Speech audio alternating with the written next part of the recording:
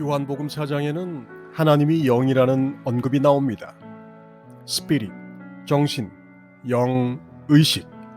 번역하기가 까다롭지만 현대 심리학의 세례를 받은 우리에게 가장 친근한 용어는 의식입니다. 그렇다면 의식은 뭔가요? 의식의 물리적 속성만을 따진다면 그것은 일종의 파동입니다. 우리는 기계장치를 통해 인간의 생각, 감정에서 발생하는 파동의 주파수를 측정할 수도 있습니다. 그리고 영성의 조금 더 깊이 있는 상태와 단계에 오면 의식의 본질적 속성이라는 것은 모든 존재와 모든 관계가 드러나는 모든 현상의 파동이 곧 의식이라는 것도 이해할 수 있습니다. 모든 현상은 파동의 연관, 상호 의존으로 드러나며 주파수의 간섭, 얽힘과 중첩이 바로 관계이고 이 관계가 우리가 아는 우주입니다. 물질도 마찬가지입니다. 모든 물질은 그 고유의 진동 주파수를 지니며 따라서 모든 물질은 의식이기도 합니다. 현대과학은 물질이 곧 에너지임을 밝혔습니다. 아인슈타인의 공식을 모르는 사람은 없습니다. 그리고 양자 물리학은 물질은 에너지이며 또한 정보라고 말합니다. 정보가 물질과 같은 것입니다. 세상의 모든 것은 근원적인 장 안에서 파동이자 입자이자 에너지이자 정보이며 의식입니다. 하나님은 영이라는 말에서 출발해 우리는 의식, 파동, 물질, 에너지, 정보를 끊어 알았습니다. 성경에 나온 너희는 육이 아니라 영이라는 말과 살리는 것은 영이며 육은 무익하다라는 말을 굳이 인용하지 않아도 이제 왜 사람들이 영, 의식이 모든 것을 아우르는지 이해하지 못하는 이유를 짐작합니다. 그것은 그저 말일 뿐이기 때문이죠. 너희는 육이 아니다. 하나님은 영이다. 너희는 하나님의 자녀다. 그러니 너희도 영이다. 이렇듯 당연해 보이는 말들이 모두 말로만 들리기 때문입니다. 수십억이 넘는 교인들은 물론이고 체험이 없는 모든 사람들에게 이것은 의미를 알 수 없는 말일 뿐입니다. 물질, 에너지, 정보, 육체, 의식의 공통된 본질적 속성은 진동하는 파동의 주파수이며 내 몸과 마음으로 한정해 놓고 봐도 그것은 파동의 주파수, 의식인 영이라는 사실을 예수를 기준으로 2000년이 지나서야 우리는 과학적 사실로 마주하게 됐습니다. 우리가 영, 의식인 파동의 주파수라고 할 때 이제 우리는 나를 포함한 복잡하고 거대한 우주 전체의 작동 메커니즘을 좀 더 명료하게 파악할 수 있습니다. 그것은 파동의 상호 간섭인 겁니다. 상호 의존으로 발생하는 모든 현상이 부처가 깨달은 연기법이고 화엄불교의 상즉상입인 것이죠.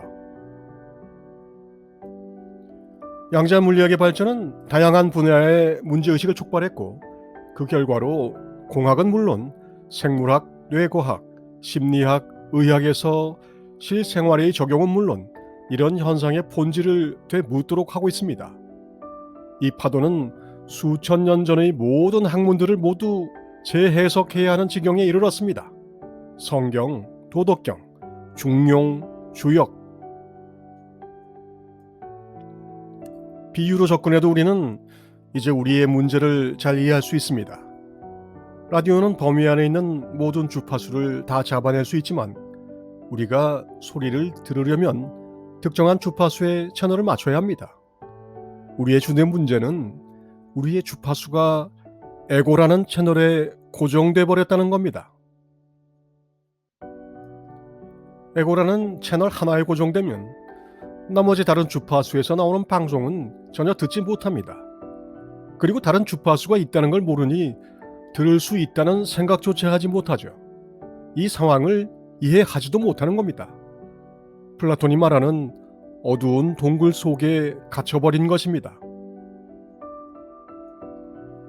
사람들이 찾아다니는 쾌락은 그것 자체가 좋은 것이 아니라 그것이 주는 정신적 만족감 때문에 계속 찾아다니는 겁니다. 그것 자체가 좋아서 그런 거라면 평생을 일관되게 좋아해야 하지만 사람들은 실증을 내고 다른 것을 찾기 때문입니다. 사실 무의식적으로는 사람들은 영원한 것을 찾고 있습니다. 영원한 것을 찾지만 그것을 찾을 수 없어 대체물로 찾아다니는 것이 바로 정신적 만족감인 것이죠. 그리고 우리는 이것을 욕망이라고 부릅니다. 욕심이 잉태한 즉 죄를 낳고 죄가 장성하여 사망에 이릅니다. 영원하지 않은 것에 대한 끝없는 추구. 불경은 그것을 가래라고 합니다. 그런데 이런 욕망은 나름의 특정한 주파수를 가집니다. 에고 수준에서는 이기적이든 비이기적이든 모든 욕망의 주파수가 모두 에고의 자기에 해당하는 것이죠. 그래서 인간 에고의 모든 주파수는 낮은 진동으로 스스로를 얽어매는 가래의 주파수, 지옥 내지는 연옥의 주파수에 해당합니다. 그리고 이런 주파수는 서로 부딪혀 간섭을 일으키면서 진폭이 증가하거나 감소하고 또한 조화롭거나 조화롭지 못한 온갖 종류의 새로운 파동을 만들어냅니다. 그것이 바로 인간의 구체적인 현실이자 삶입니다. 모든 것을 자신의 책임이라고 말하는 이유는 이런 뜻입니다. 스스로 고차원의 평화와 고요, 사랑의 주파수에 동조하지 못하는 것이 고통의 원인입니다. 가래의 주파수 외에 다른 채널에 동조하지 못하니 온갖 종류의 소음에 동조하고 조화롭지 못한 파동에 말려 일그러지게 됩니다. 이것이 우리 삶에 고통이 있을 수밖에 없는 이유입니다. 실상을 봐야 합니다. 핸드폰, 자동차, 이런저런 생각, 너라는 사람 등등 우주의 모든 것은 내 밖에 독립적이고도 독자적으로 존재하는 실체적인 존재가 아닙니다. 그것은 나의 인식이 구성해낸 것이며 모두 잠시 있다가 사라지는 파동의 간섭일 뿐입니다. 물건이 만드는 파동, 너라는 사람이 내는 파동들이 당시의 내 주파수와 합쳐져서 나타나는 단순한 파동 주파수 현상에 불과한 것이 우주입니다. 파동인 의식의 상호의존이며 잠시 있다가 사라지기에 아무런 의미도 없으므로 헛되고 헛되니 헛되다고 한 것이고 그래서 무상이자 무아인 것입니다. 이것이 오직 말일 뿐이라면 이해해야 할 이유가 없습니다. 하지만 이런 모든 현상이 일어나는 근원적인 장은 느낌으로 즉각 알 수 있고 눈으로 직접 볼 수도 있습니다. 그것은 결코 사라지지 않으며 투명하고도 완전하게 이 모든 일어나고 사라지는 현상을 드러내고 비춥니다. 물리학의 표현인 양자장은 하느님, 무의식, 아리아식 전체이고 나라는 개체적인 현상, 물체, 생각, 감정은 그에 해당하는 진동 주파수입니다. 영원하고 무한하고 절대적인 것만이 참되며 그것이 바로 순수 의식인 하느님이라는 것이 비밀 아닌 비밀의 가르침입니다. 우주의 모든 변화는 그저 주파수의 상호 간섭과 분리에 따른 주파수 진폭의 변화에 해당합니다. 따라서 우리가 애써 추구해야 할 것은 눈에 보이는 세상의 현상인 주파수 진폭의 변화가 아니라 우리의 주파수 자체의 진동수를 높은 방향으로 변조해 동조하는 수준을 진보시켜야 하는 것, 거듭남입니다. 양자역학을 아는 사람이 세상에 아무도 없다는 파인만의 말은 귀엽게 봐줘도 자기 중심의 오만과 무지 때문입니다.